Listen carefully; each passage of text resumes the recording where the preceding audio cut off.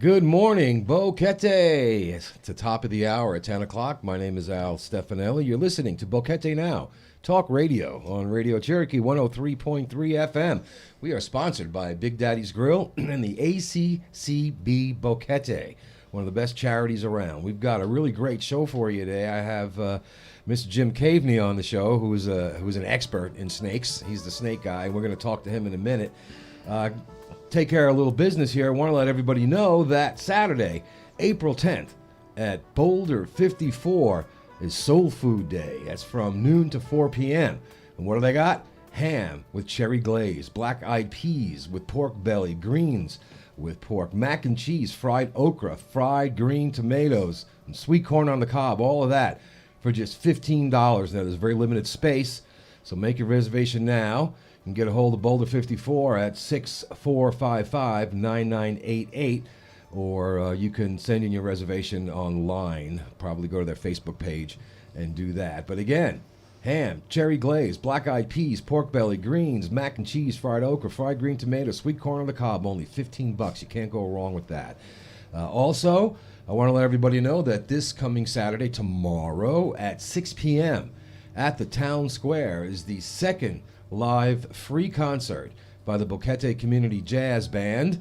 If you were there two Sundays ago, I believe it was, you know how great these guys are. I am once again honored to be your MC, and I might jump up there and do a harmonica solo or two, so don't miss that. It's going to be again in the gazebo at Town Square tomorrow at 6 p.m. All MNSA guidelines will be followed. So now that we got that out of the way, I want to welcome Jim Caveney to the show. Welcome to the show, Jim. Well, thanks for having me. This, I got to tell you, I'm fascinated with snakes, actually reptiles in general. When I was growing up, all my friends, they had cats and dogs, the occasional parakeet. And I had snakes, I had lizards, I had tarantulas. Those were my pets, and I had rats, too. Exactly. And, people would ask me, well, why would you have? They make great pets. And of course, there's a lot of myths and misinformation out there, particularly about snakes. So I'm glad that you are here with us, since you're the snake guy. And for you got people out there who are interested, you can go to snakeidpanama.com, and that's Jim's website, and it's anything you could possibly want to know about snakes. And I think you got some trips and stuff. We're gonna talk about that too later. But tell us a little bit about yourself, and then we'll move on. Okay, I was born in 1939 in Troy, New York. Troy, yeah. And I had my first encounter with snakes when I was still in New York. I had a friend, a neighbor, who was a couple of years older than me, and he kind of walked and I followed him around.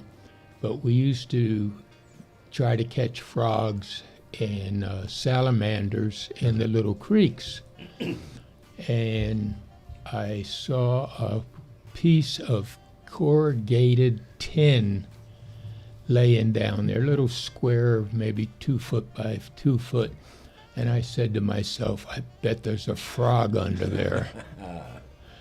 And I bent down and lifted it up, and there was no frogs.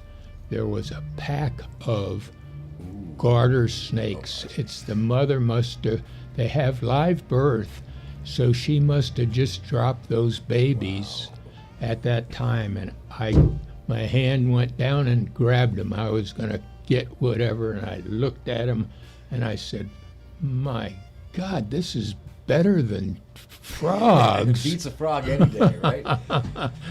So that was the start of a hobby that's still cranking along. I'm still grabbing snakes. That's fantastic. Yeah, and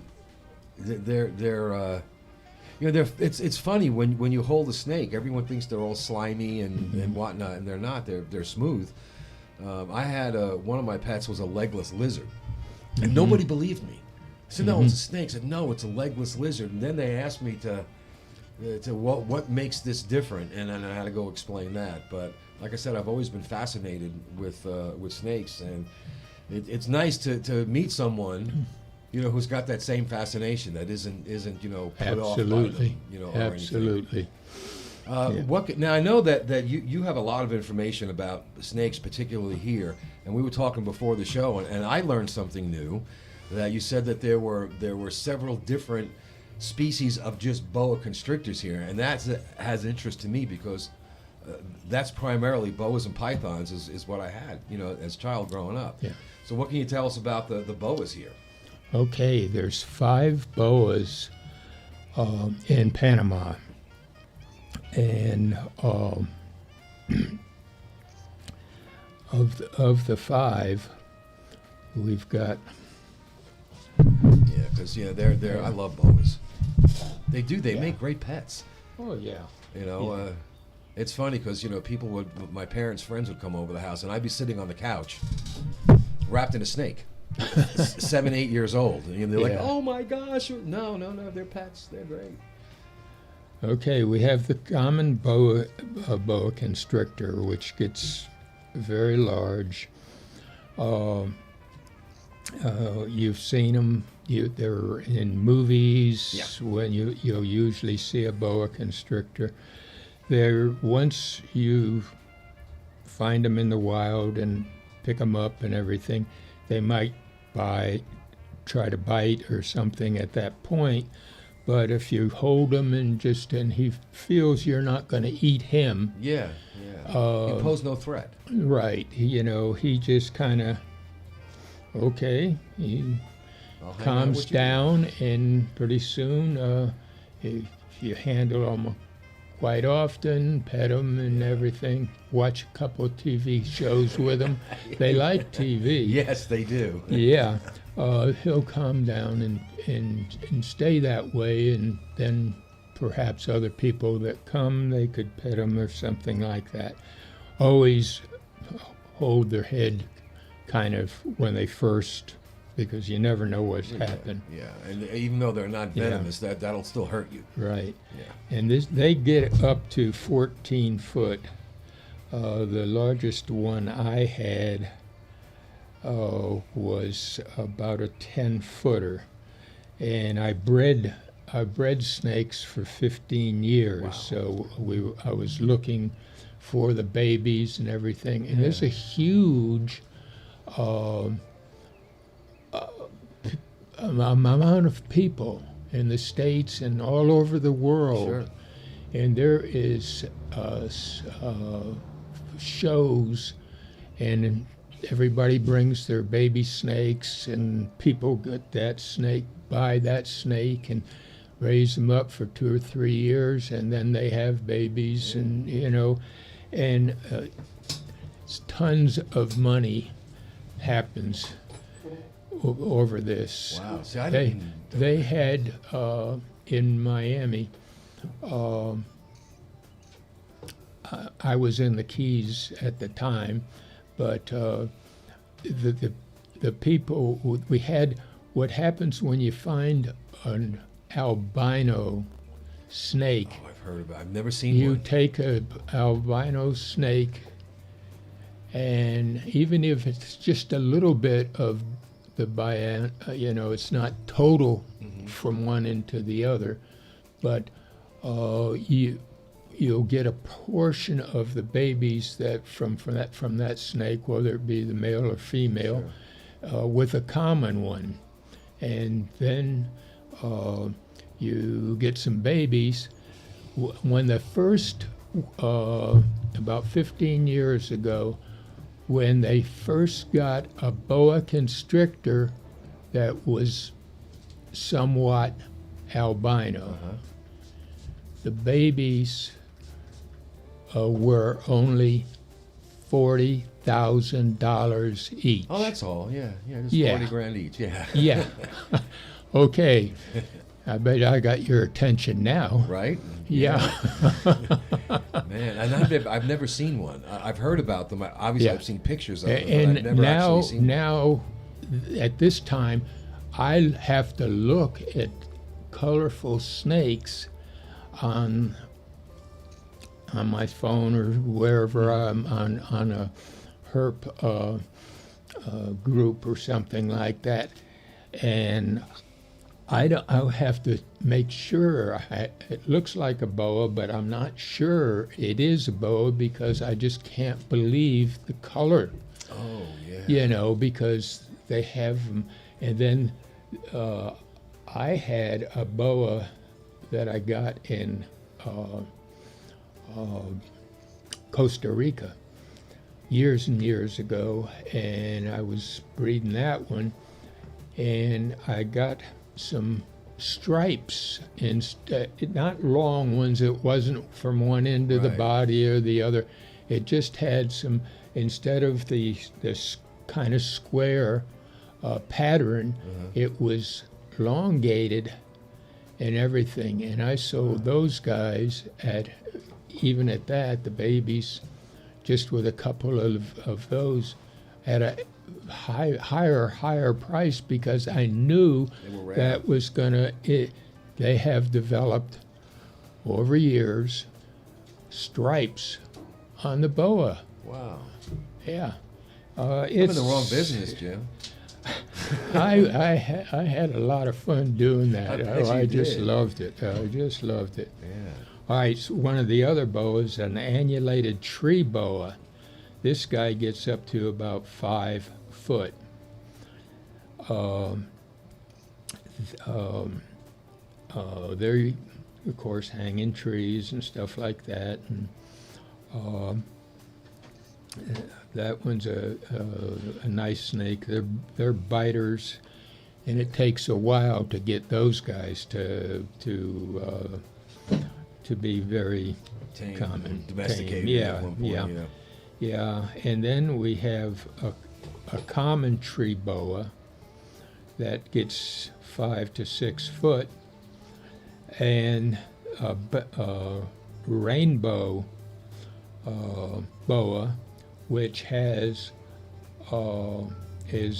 typically brown without much of patterns or anything like that. But if he's out in the sun, you'll just get this glow coming off him, and that's why he's a rainbow, you know. Yeah.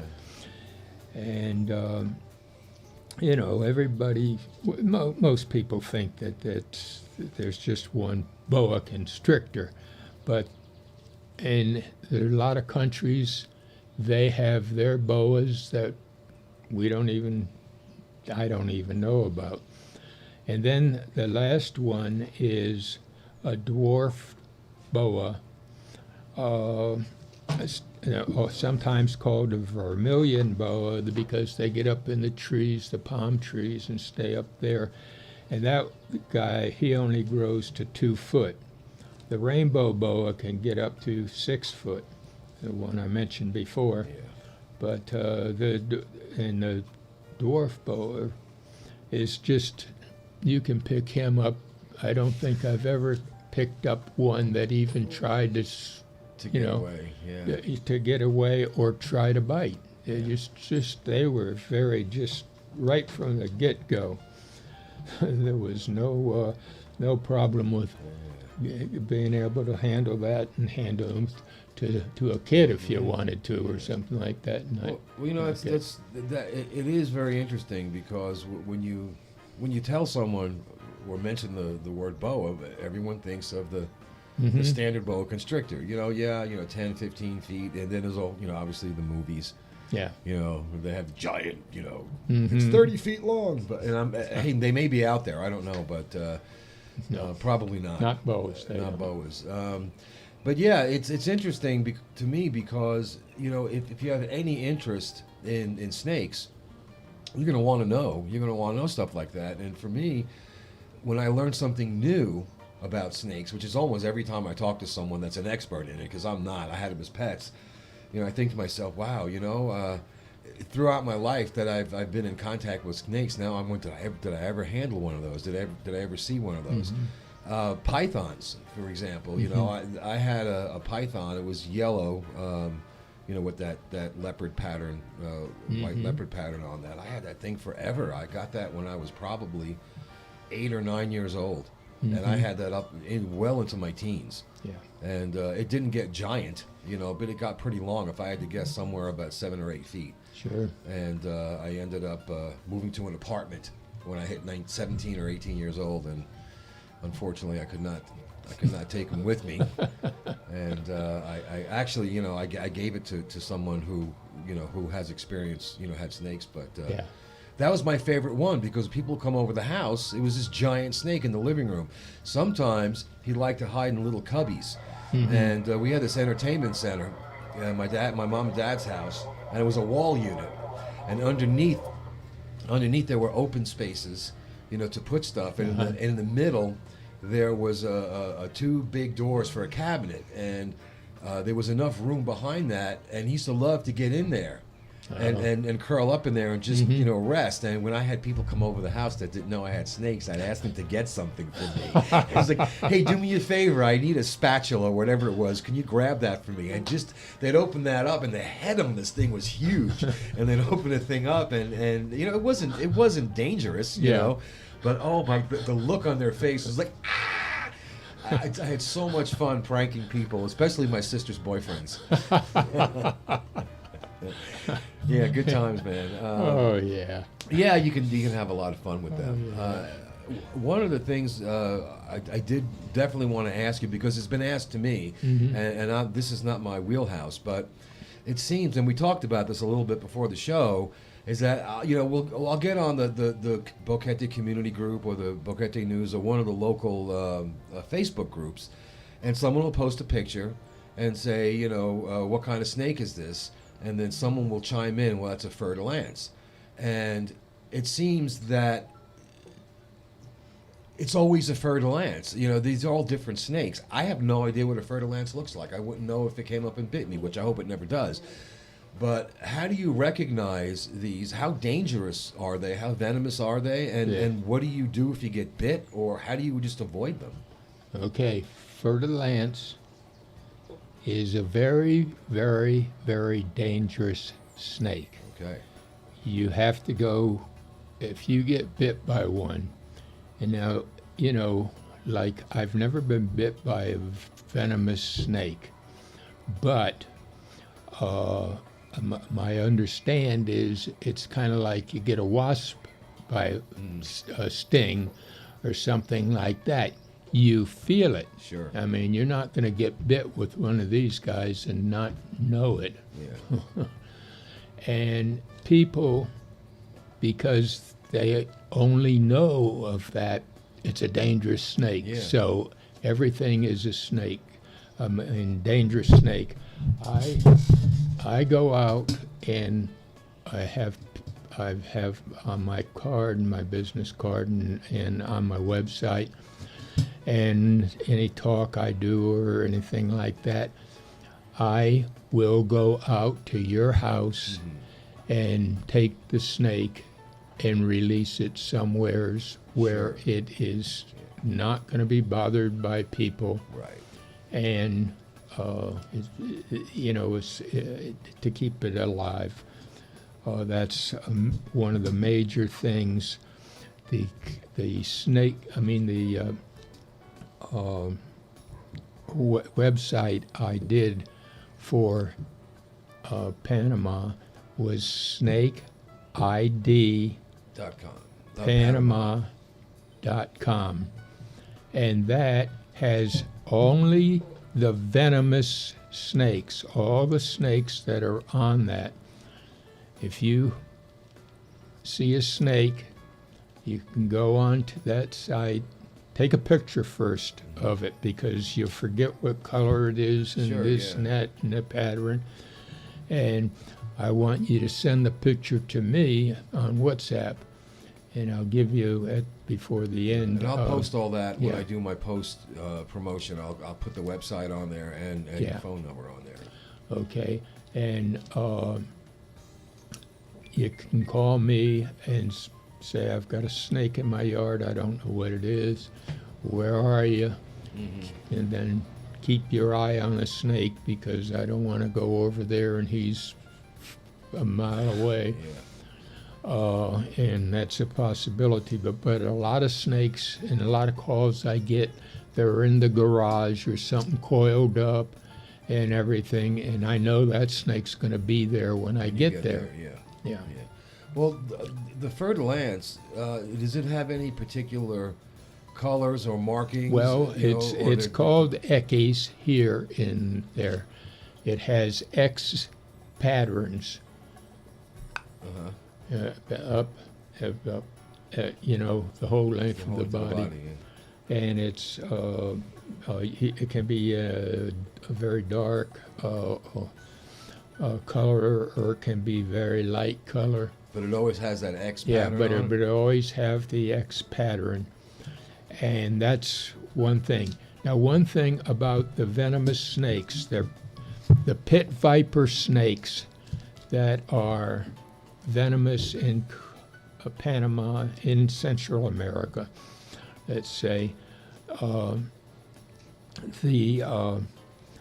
The size of the snake, they're all wide.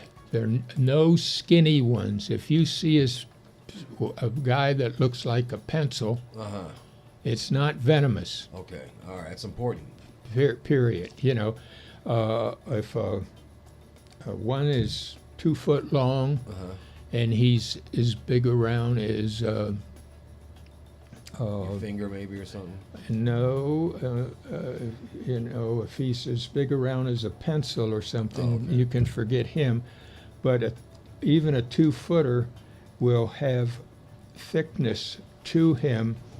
It'll be bigger than your thumb, probably a couple of fingers together, 3 fingers together or something like that, kind of crushed up. And certainly as a 4 or 5 footer, and it's big, fat, Yeah, thick. the thickness of the body, it could be a venomous snake. Yeah. Now, not all of those are Well, venomous, but that's just one way to, even at a glance, I can tell a snake. And, you know, I can get I may not know the exact snake, but I'll know it's venomous right away, or not venomous. The exception is a coral snake. Yeah, I'm familiar with Coral those. snakes can get up to 5 foot. They might be as big around as $50 at that length, but typically they're going to be a quarter to a nickel size width, Yeah. and he's going to have bands. Now, don't worry. Don't think about the little nursery rhyme Oh of yeah, red in the against black. States. Yeah.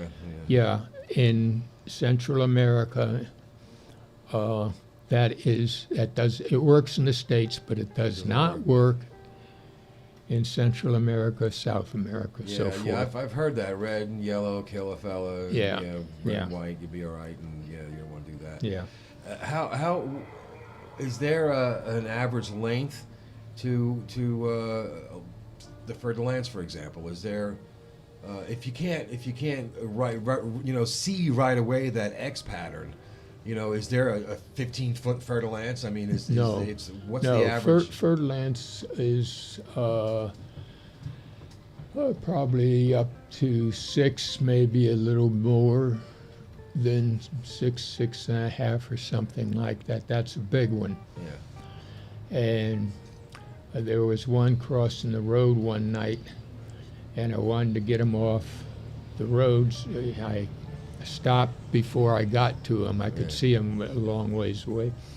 I pulled up, had the headlights on there. I took my snake hook, and I walked up close to him, and he was moving off, but I saw the lights of a car, and I wanted to hurry him up, and I touched his tail with my snake hook, and in a nanosecond, his head was where the tail, he came Whipped around. right around, fast.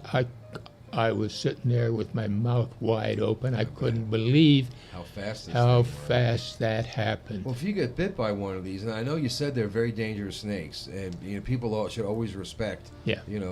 But what you get bit, what happens next, and how long does that take? Okay, don't put a tourniquet. The Oh, tourniquets are out. They were 1950s way of doing it. You don't do it anymore. You get the keys out of your pocket and go to the hospital right away. yeah. I mean, right away. And if you've got somebody with them, of course, Yeah. let them drive. Well, how long from when you get bit? How much time do you have before it gets to where it's It depends, it yeah. depends. The snake, if he hasn't eaten for 3 weeks,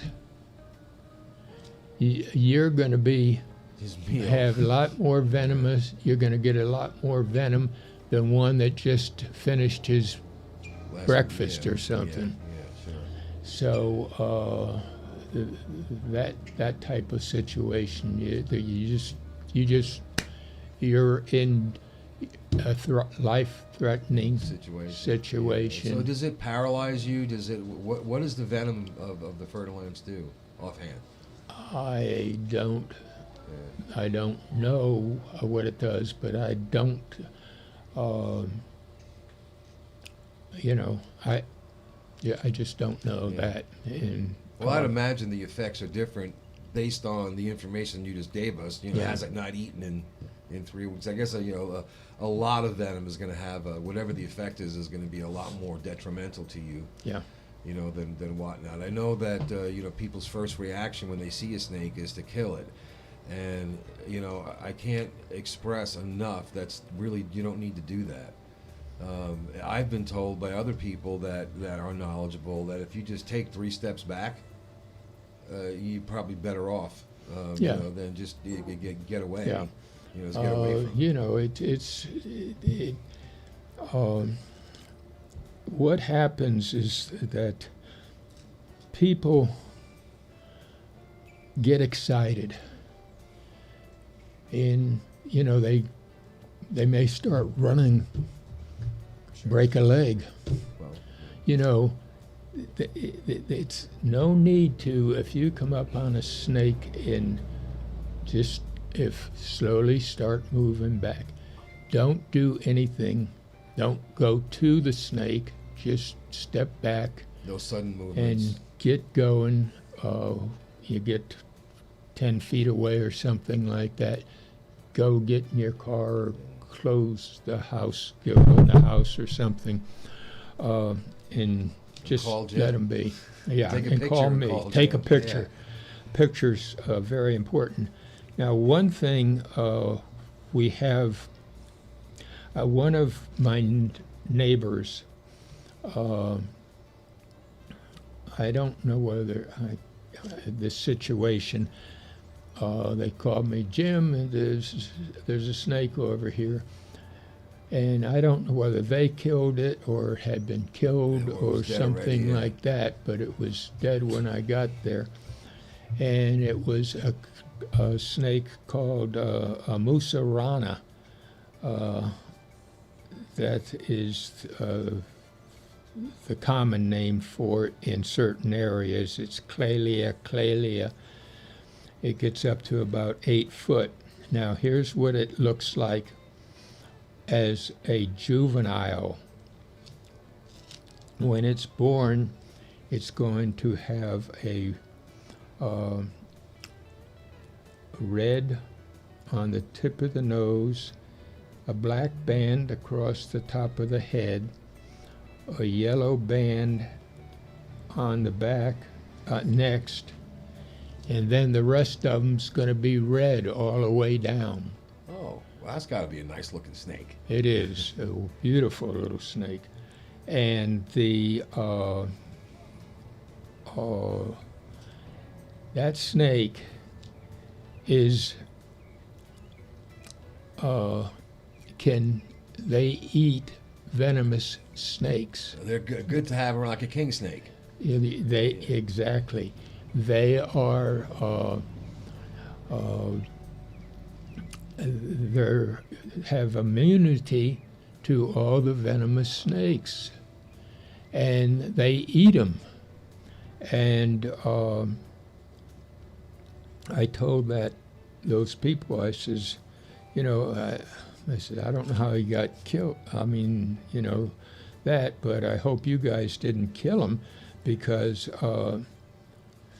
he's your best friend. Yeah. You want him in your yard because the fertilance, if he comes in there, he's coming for dinner. Yeah.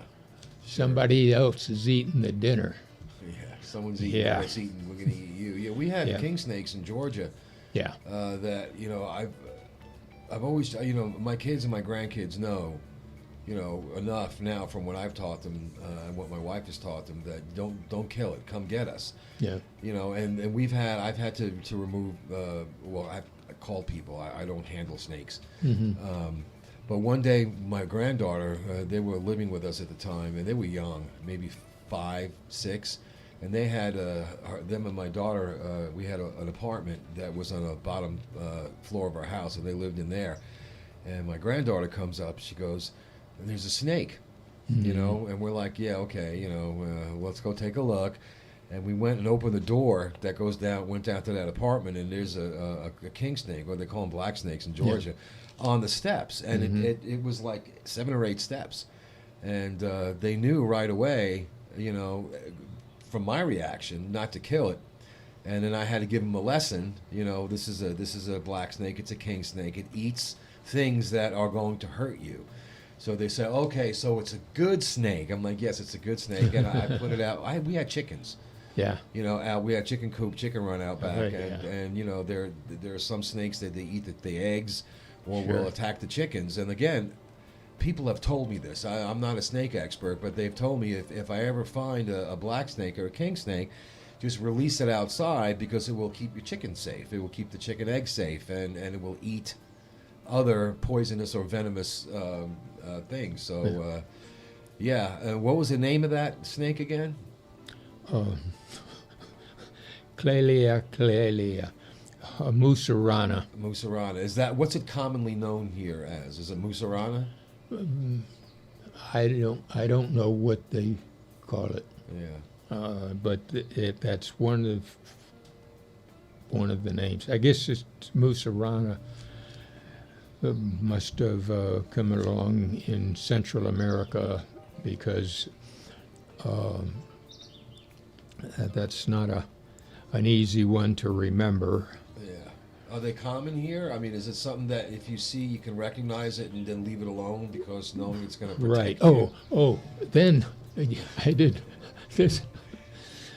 You got going and something else. I tend to I do haven't that. finished with the snake. Okay, Yes. I told you the head, and they all Right, the red. all red. He has a white belly, and he grows up. By the time he's 5 foot, he is totally black from one end to the other, except for the belly, and that is a Clelia. I came across one that had been hit by a car just as I was making the bend, and I saw the snake Rolling down. wiggling and everything. I got out. It was at least 10 foot long, and he's probably, with that, he would probably eat 100 snakes a year or something like that. You know. Did it survive or? No. No, that's too bad. Tears in my eye. Yeah, I bet. That's sad. It was just horrible. But okay, That's sad. I hate seeing that. You know, I realize I see dead snake in the road, and I'm like, man, it's really sad.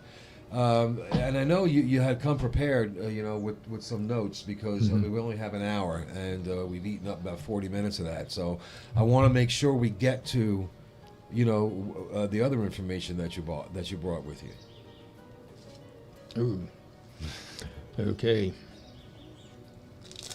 Yeah, let me. It's a lot of people here are very interested in this. I really didn't know, because in where we lived in the rural South, was just kind of a part of life, and no one really ever talked about it. But I noticed there's a lot of people that are talking about snakes here, and there's a lot of people who are very interested in this subject. Yeah. Well, I have my business card. I have my Panama number in it. I have my WhatsApp number. I forgot to put in the +1 305 393 2732.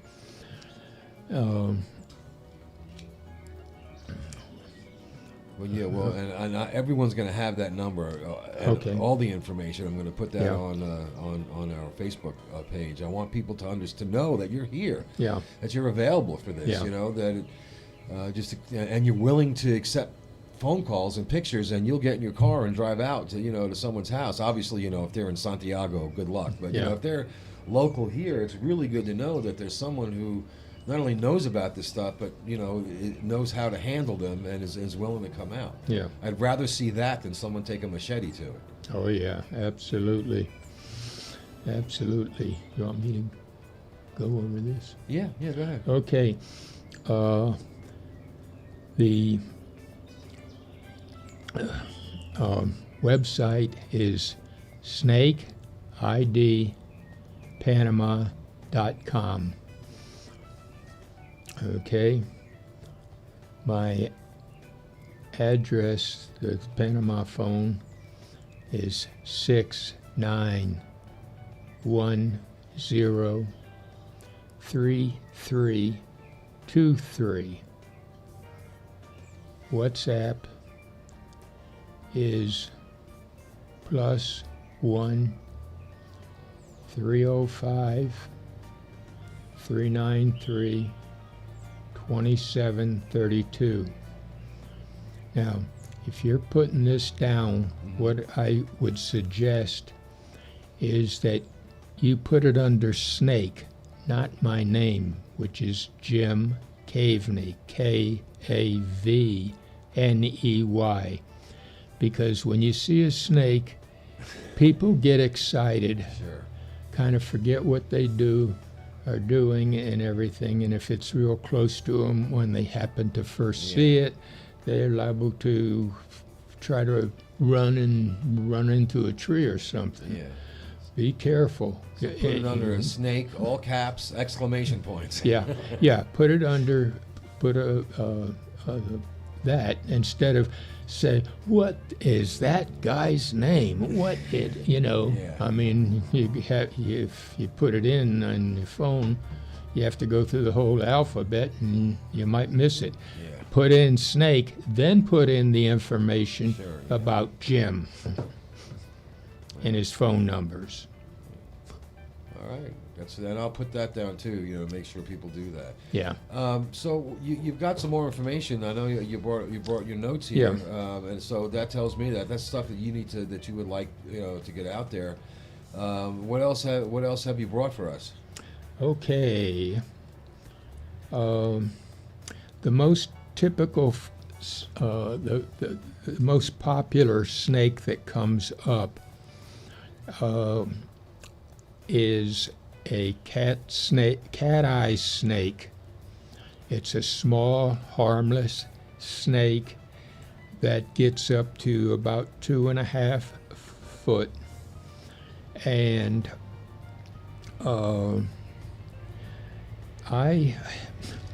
I've been taking people on trips to Costa Rica for the past 21 years. Oh, well, I should say 20 because with the virus and everything, we couldn't go last year at all. I hope to get in to do it again, but let's see, where was I going from there?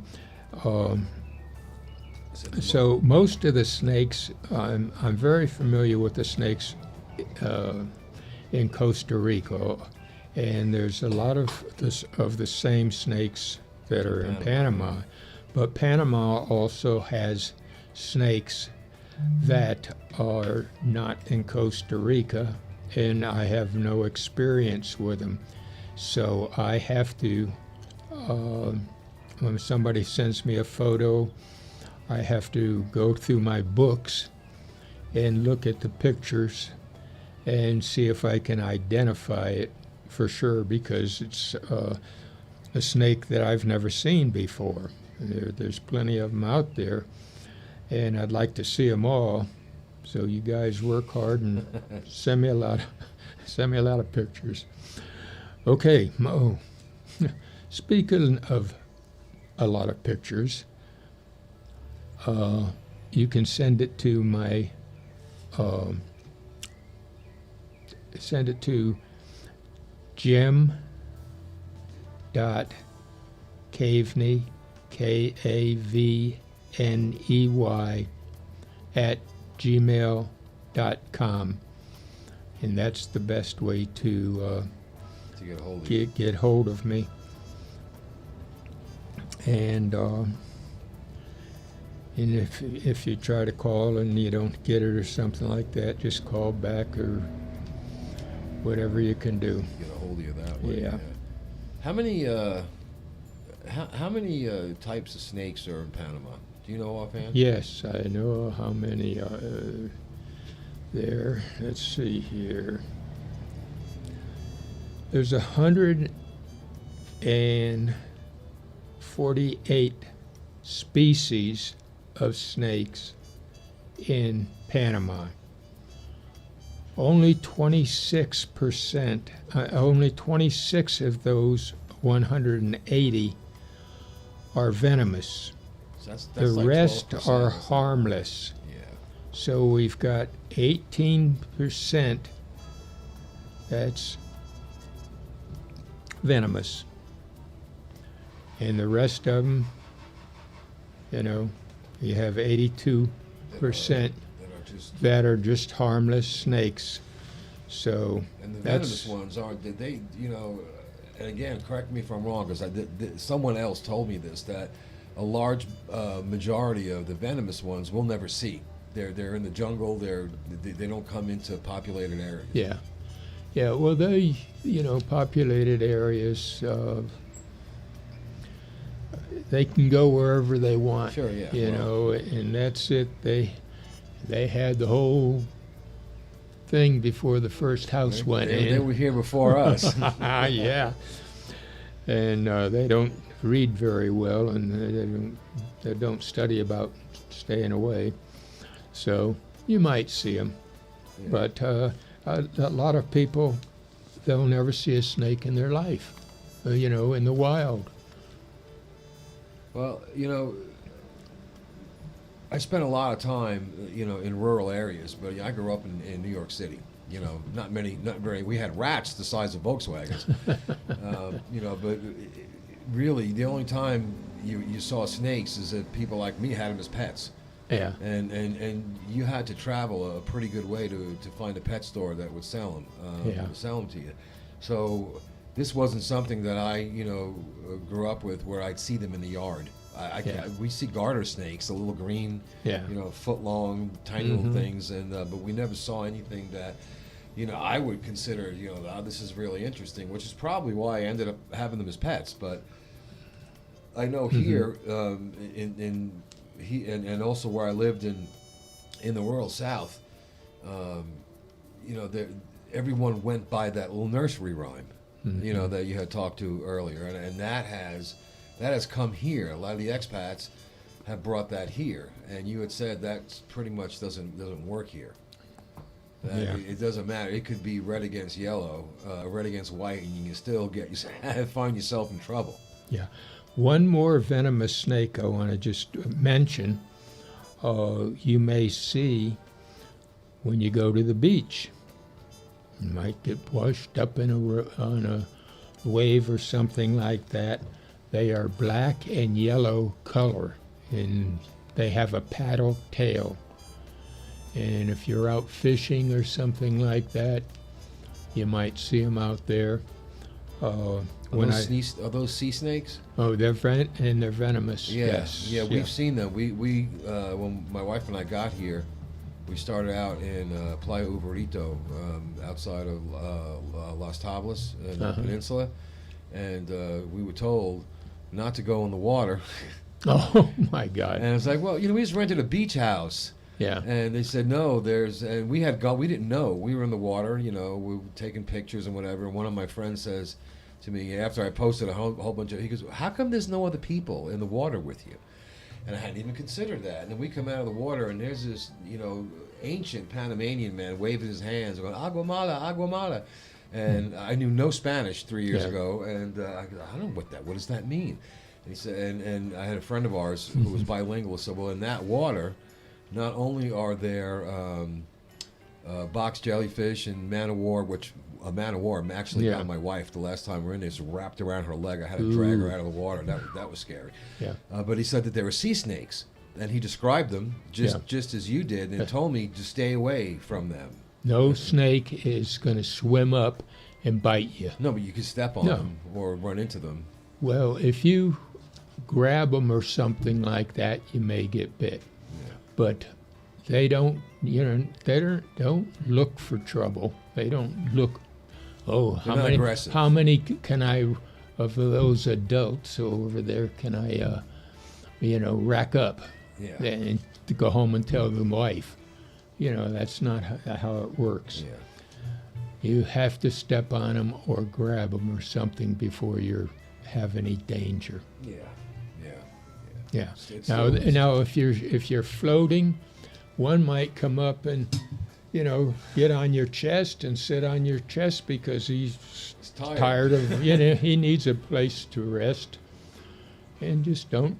It's got to be a hard thing to do. Let him lay there. You're floating in the water and just let a snake lay across you. Yeah. Wow. But that's what he would do. Yeah. He would lay up there. If he made contact with you at all, that kind of thing. Yeah, that's interesting. It might be easier for me to remain calm because I have experience with snakes, and as long as I knew that it wasn't aggressive, it's just taking a break. I'd imagine though that if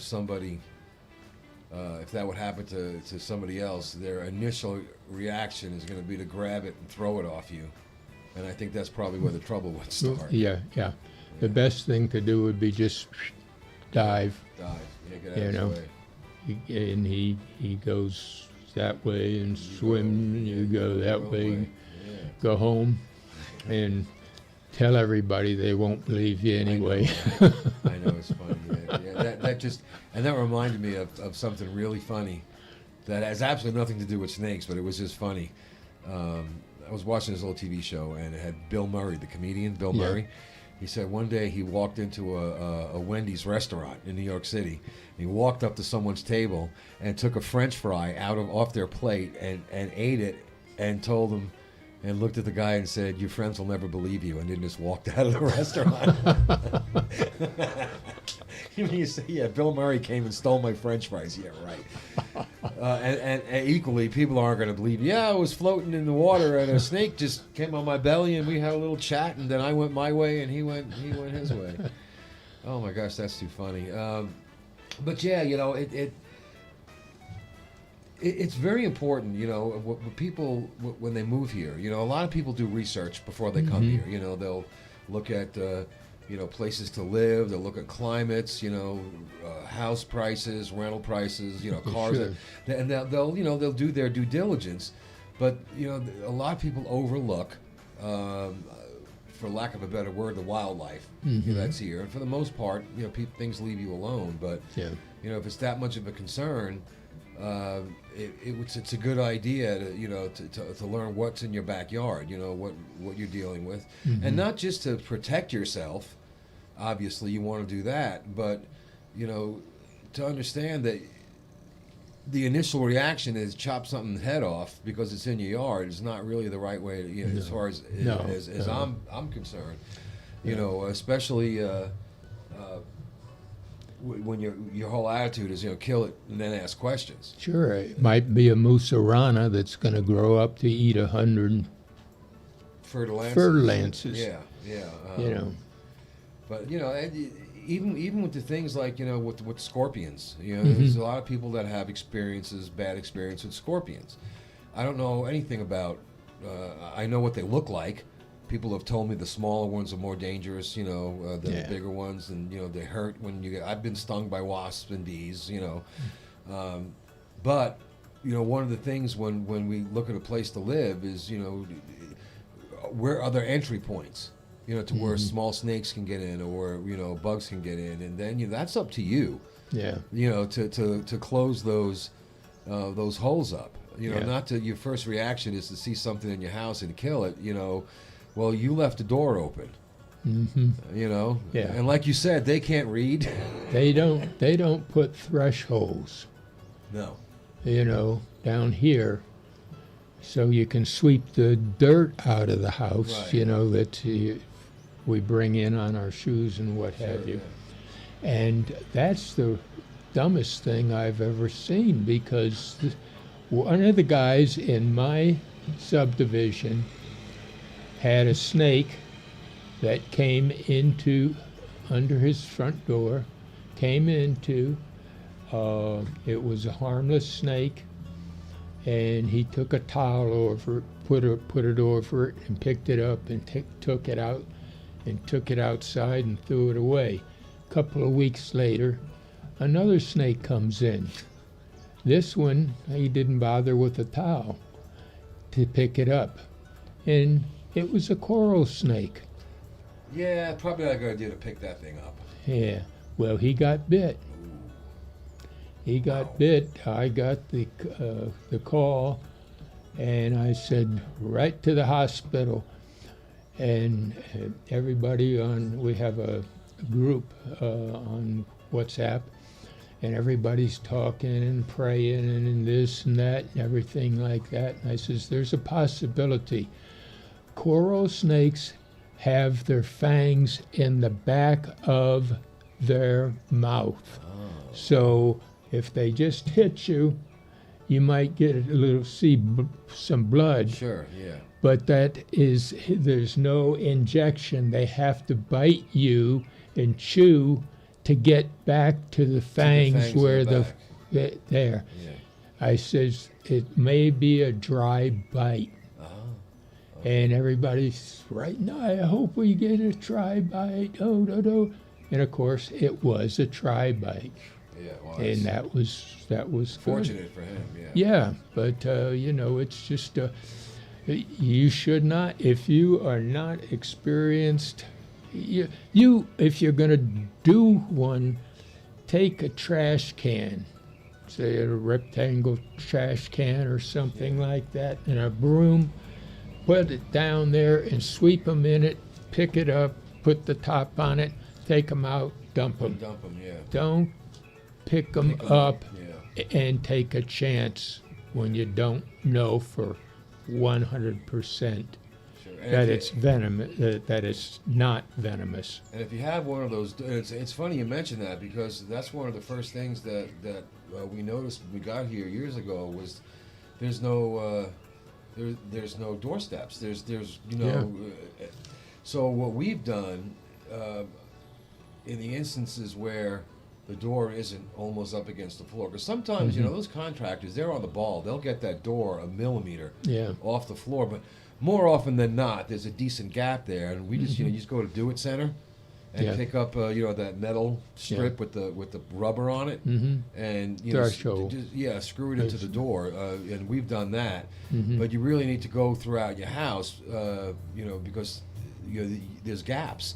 I've lived in houses where there's gaps in the windows, a half an inch or an inch. Yeah. And I've gone there with caulking and putty and whatnot and trying to seal it up. I mean, you're not going to keep everything out, but if you got a space big enough for a large, insect or a small snake to crawl through, spend the $5, on the door threshold and screw it in there. Landlord probably pay for it if you're renting.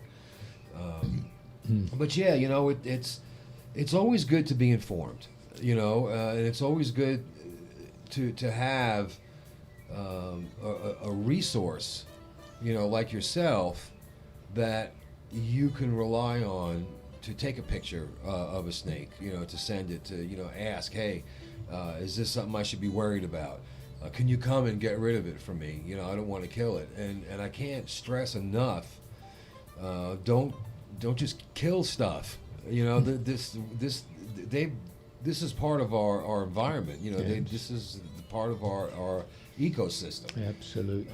And you know, they have a right to be here just as much, probably more, right? Since Yeah. they've been here, you know, since before. So, like I said, when I do the post show promotion, we're gonna give them all the information, you know, that you gave, your phone numbers, your website information, you know, where to send the pictures to, your email and whatnot, because I would really rather have someone to call you. Yeah. And there's other people in town here. Mike Hill comes to mind. You know, he's a marine biologist, but he's also a snake aficionado. I've had him on the show a couple of times, and he's given his number too. Yeah. So there's several people here that are willing to come out Yeah. and safely remove remove snakes from where you are. We got a couple of minutes left. Before I close the show out, is there any one single piece of advice that you can give my listeners about what to do? If you had to tell them one thing. Oh, one thing that I haven't told them. Yeah, go. Yeah, Oh. sure. Yeah. I told you the hour goes by quick. Yeah. All right. Here's a little note. The first snake I caught in Panama was a brown vine snake.